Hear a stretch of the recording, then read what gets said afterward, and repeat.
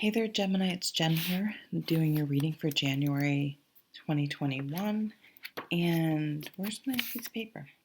So, moving into January, we're in the sign of Capricorn, and they have their new moon on January 13th. On the 19th, the sun moves into Aquarius, and on the full moon, on the full moon. On the 28th, we have a full moon in Leo. So I did your channeling, and I got some really sort of random things. So one, I got bubbles. I started drawing bubbles on the page. I became really focused on how I dotted my eyes. And so it really brought up this whole going back to childhood, writing notes in class. Maybe you knew someone that used to dot their eyes with a heart or something like that. What are those things you do where you fold the paper and then you go and you peel back different layers, you make different decisions, and it tells you a fortune at the end. See, I always love stuff like that. It's no surprise I end up being a tarot card reader. Or carving a heart, or let's not carve on trees, but writing a heart and putting your initials plus someone else's initials. I even can see you finding old notes from that you used to pass each other in class. Oh, my best friend, who I'm still best friends with, we had a nickname for everyone in high school. Everyone. So we would write these notes basically in code. We had our own language. We had a code. And I remember one time the boys got, this is high school, but still the boys got a hold of one of the notes. And of course the whole thing was about boys. And trying one, they did decode because it was a little obvious who figured out who someone was. Oh my God, it was so funny. So I see you just, maybe you're getting together, doing a Zoom or something safely with old friends and talking about old times, or running into people, seeing people, or connecting with people. I have to qualify every fucking thing I say. Safely with coronavirus, no traveling, social distancing, masks, all of that. But still seeing someone from the past, whatever. So, but it could be a romantic thing as well. So I do see you either maybe connecting with friends, but maybe one of these people whose name, or the other thing is writing your last name with your crush's last name. You know what I mean? Like you were married or whatever. And you may have a code name or a nickname for each other. Maybe you've known each other, if you knew each other for a long time or from childhood. When you still see people from childhood, they're still Jenny, or you know what I mean, instead of Jen. Hey, Jenny, and they call you by that nickname, and it just seems normal because that's who you are to them, and vice versa. But I see you having a lot of fun. So this could be a reconnection that way. So maybe you reconnect with friends, and one of them still lives where you grew up, but you've moved, and they're like, hey, you know who I ran into, or what I saw on social media or something, so-and-so's single, or so-and-so, and they look good. I don't know. I just see there being some sort of connection. So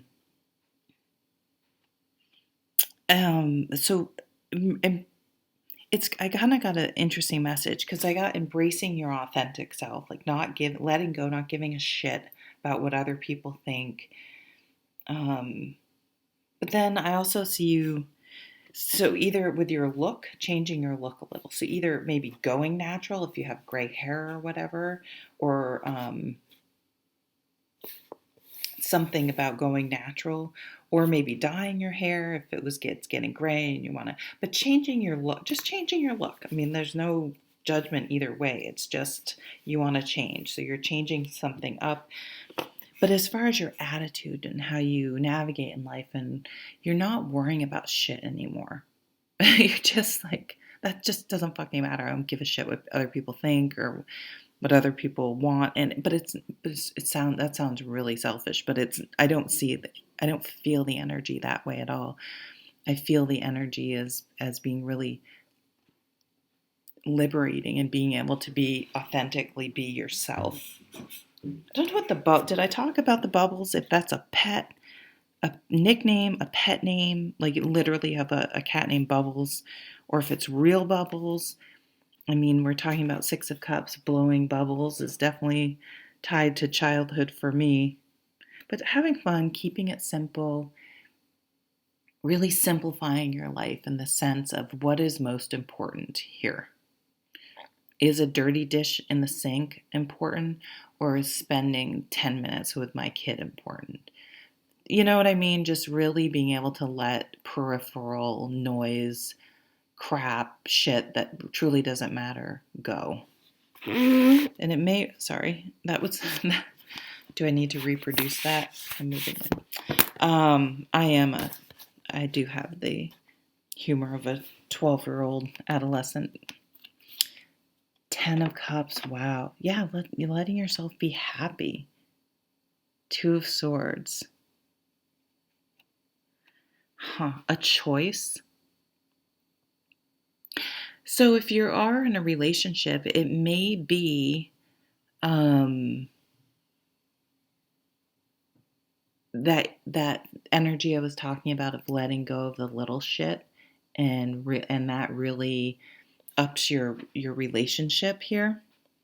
Some of you may be coming out authentically, for example, with your sexuality.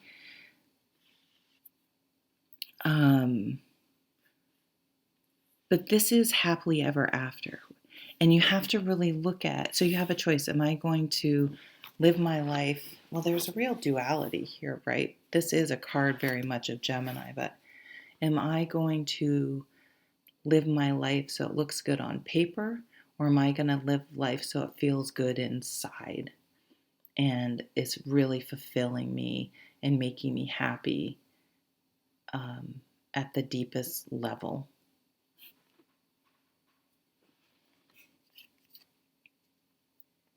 Four of Cups,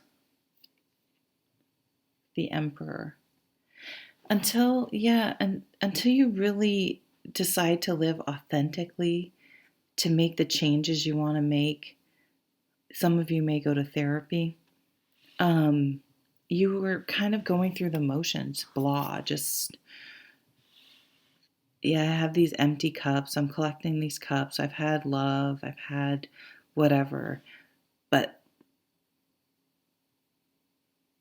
I don't know if you haven't dared to dream that you could have the 10 of Cups, the happiness, and so you haven't been looking for it. But I see you, the Emperor for me really represents taking charge of your own life and knowing that you're responsible for whatever decisions you make. And then you, at the same time, you have to deal with whatever decisions you make. So if you're letting other people or other things influence you, and you're still not happy because you're not really doing what you want to do, then you have to deal with having a life that isn't as fulfilling as it could be if you listened to your own heart and went with what was right for you. 3 of Cups, 2 of Wands. If you haven't dated for a while, you may decide to let a friend set you up or connect you again. Oh, so we're going back. I forgot my channeling. You may hear from a friend, hey, so-and-so's single. You guys should get in touch. Here's another choice, though. The 2 of Wands says, okay, we have a finite amount of energy. What are you going to put your energy into? Are you going to put your energy into something that just drains it?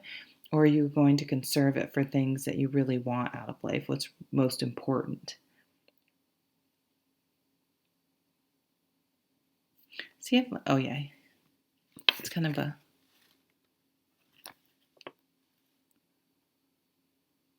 cool picture. We have stars in both of these, prominently in both of these cards here. I I guess there's one back there and one back there. But really dreaming big, healing, moving forward.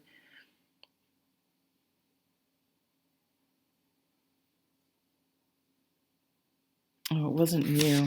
It's reminding me it was Virgo who got something about space, SpaceX, but maybe you're going to get into astrology or just enjoy stargazing. But really figuring out what is worth putting your energy into. What do you want to put your energy into?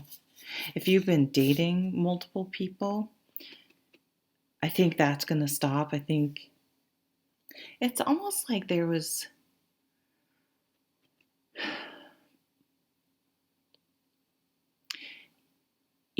something about someone that you really like that you had sort of a hang up about. Maybe, who knows, they didn't go to college and you really never saw yourself dating someone that didn't have a college education or some shit like that. And now you're able to be like, it doesn't matter at all. Or you just haven't found the right person, and or you're not going to spend time on things that you'll make decisions much quicker. I see. If something's not working out, no matter what it is, you're not going to stay in it. You're going to get out of it very quickly and just move on. Seven of Swords and the Five of Swords. Yeah, so this could be being duplicitous. This could be just someone cheating, someone sneaking around, someone not being upfront, lying by omission, someone who fights, wants to be in control, has to have everything their way. Like you just have, like you don't have time for that energy. You're not dealing with it. You're no longer dealing with those types of situations, because what's important to you is finding out how to be happy within yourself, and then finding that other person that connects with that happiness, connects with the message of what's truly important in simplicity, and embracing your authentic self. There may be someone, it may take a friend of yours, just maybe you'll say, oh, I ran into so and so, and they're like, are they single? And you're like, yeah, I think so. And you're like, and they're okay, so what are you going to do about it? And for some reason you had just had them in some zone, some category, that you kind of forgot that it could be an option to be with them, to have a relationship with them. And it takes someone else sort of saying that for you to go, oh, duh.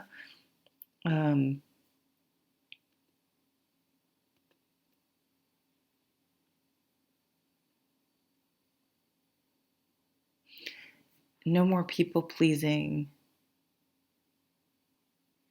no more passive aggressiveness, just being more upfront about things, and not worrying so much about it. Doesn't mean you're being sharp with your tongue or anything, but understanding that you can't bend over backwards to please everyone, because then you're not happy, and that other people, I mean, their reaction is their reaction. It's not something that you can control. So I just see you moving on much faster until you find the right thing. And when you do, you're just going to know it. But it's going to take a little bit of maybe someone drawing it to your attention to see it for some reason. So thank you, Gemini. I hope you have an amazing January. Take care. Bye.